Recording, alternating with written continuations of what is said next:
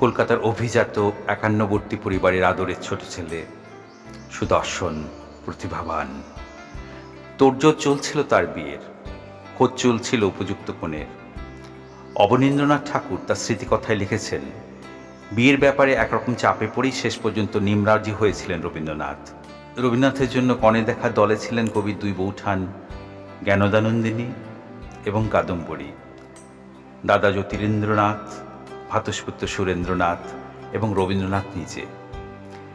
যদিও রবীন্দ্রনাথ স্বয়ং এই কনে দেখার দলে ছিলেন কিনা তা নিয়ে সংশয় আছে। জ্ঞানদানন্দিনীর বাপের বাড়ি নরেন্দ্রপুরে আশ্রয় নিয়ে এই দল রবীন্দ্রনাথের জন্য একটি সুন্দরী পাত্রী খুঁজছিলেন। ইন্দিরাদেবীর কথায় একসময় পিরালি ব্রাহ্মণ অধ্যুষিত অঞ্চল ছিল যশোর, কিন্তু সুন্দরীকুল নাকি উজাড় হয়ে গেছিল সে সময় সেখানে। ঠাকুরবাড়ি নির্বাচক মণ্ডলে অনেক খুঁজেও বিফল হয়ে শেষ পর্যন্ত ঠাকুর এস্টেটের এক কর্মচারীর মেয়ে ভবতারিণীকে রবীন্দ্রনাথের স্ত্রী হিসেবে বেছে নিলেন।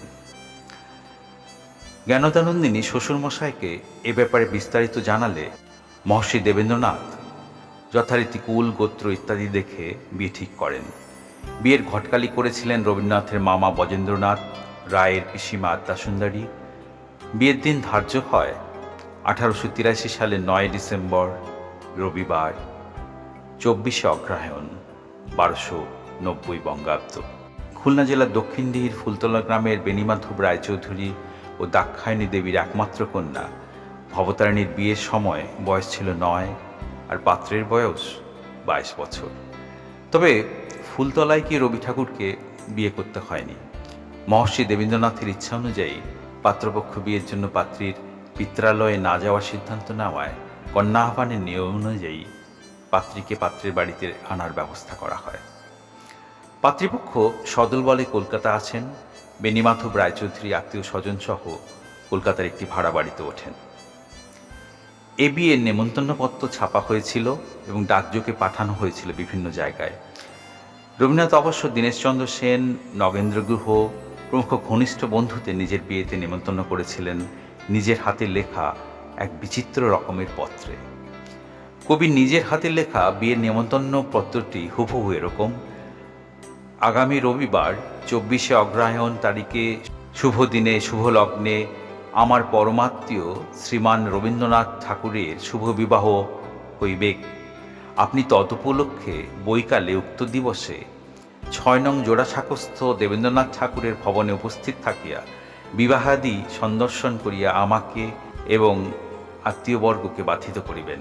ইতি অনুগত শ্রী রবীন্দ্রনাথ ঠাকুর। এ চিঠির উপরের দিকে সচিত্র এমবস করা ছিল, আশার ছলনে ভুলি কি ফল লোভিন হয়। অবনীন্দ্রনাথ তার ঘরোয়া গ্রন্থে এ সম্পর্কে লিখেছেন, গায়ে হলুদ হয়ে গেল, আইবুড়ো ভাত হবে। তখনকার দিনেও বাড়ির কোনো ছেলের গায়ে হলুদ হয়ে গেলেই এ বাড়িতে তাকে নিমন্ত্রণ করে প্রথম আইবুড়ো ভাত খাওয়ানো হতো। তারপর এ বাড়ি ও বাড়ি চলতো কয়েকদিন ধরে আইবুড়ো ভাতের নেমন্তন্ন।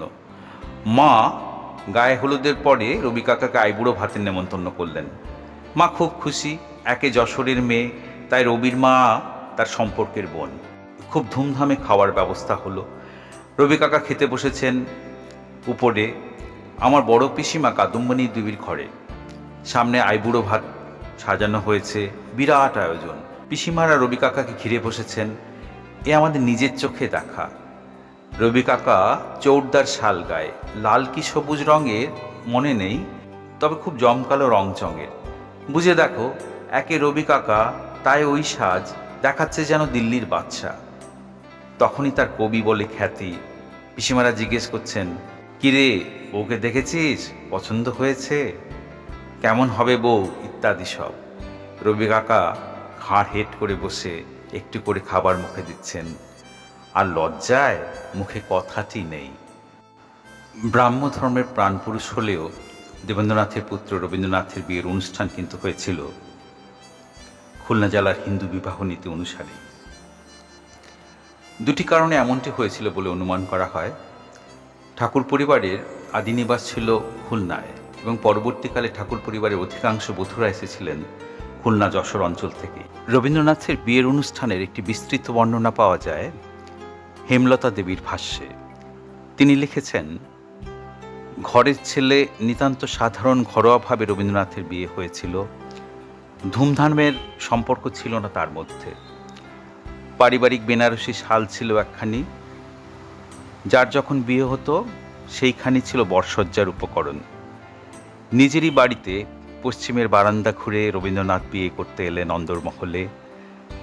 স্ত্রী আচারের সরঞ্জাম সেখানে সাজানো, বরসজ্জার শালখানি গায়ে জড়ানো। রবীন্দ্রনাথ এসে দাঁড়ালেন পিঁড়ির ওপর। নতুন কাকিমার আত্মীয়া, যাকে সবাই ডাকতেন বড় গাঙ্গুলি স্ত্রী বলে, রবীন্দ্রনাথকে বরণ করলেন তিনি। তার পরনে ছিল একখানি কালো রঙের বেনারসি জরির ডুরে। কনে এনে 7 পাক ঘোরানো হলো। শেষে বরকনে দালানে চললেন সম্প্রদান স্থলে। সম্প্রদানের পর বরকনে এসে বাসরে বসলেন। রবীন্দ্রনাথের বউ এলে তার থাকবার জন্য একটা ঘর নির্দিষ্ট করা ছিল আগে থেকেই। বাসর বসল সেই ঘরেই। বাসরে বসেই রবীন্দ্রনাথ দুষ্টুমি আরম্ভ করলেন। ভাঁড়গুলো খেলা আরম্ভ হলো। রবীন্দ্রনাথ ভাঁড় খেলার বদলে ভাঁড়গুলো উপর করে দিতে লাগলেন ধরে ধরে। তার ছোট্ট কাকিমা ত্রিপুরা সুন্দরী বললেন, ও কি করিস রবি, ভাঁড়গুলো সব উল্টে পাল্টে দিচ্ছিস কেন? রবীন্দ্রনাথ বললেন, জানো না কাকিমা, সব যে ওলট পালট হয়ে যাচ্ছে। কাকিমা আবার বললেন, তুই একটা গান কর, তোর বাসরে আর কে গান করবে, তুই এমন গাইয়ে থাকতে। রবীন্দ্রনাথ বাসরে গান জুড়ে দিলেন, আমরি লাবণ্যময়ী কে ওই স্থির সৌদামিনী, পূর্ণিমা জ্যোৎস্না দিয়ে মার্জিত বদনখানি। দুষ্টুমি করে গাইতে লাগলেন নববধূর দিকে তাকিয়ে তাকিয়ে। বেচারি কাকিমা তো রবীন্দ্রনাথের কাণ্ড দেখে জড়সড়, অন্যায় মুখ ঠেকে মাথা হেঁট করে বসে রইলেন। সেদিনই দুর্ভাগ্যজনকভাবে রবীন্দ্রনাথের বোন সৌদামিনী দেবীর স্বামী সারদা প্রসাদ গঙ্গোপাধ্যায় প্রতিশরে মৃত্যুবরণ করেন। এ কারণে রবীন্দ্রনাথের বোন, বাবা এবং ভাই সত্যেন্দ্রনাথ বিয়েতে উপস্থিত থাকতে পারেননি।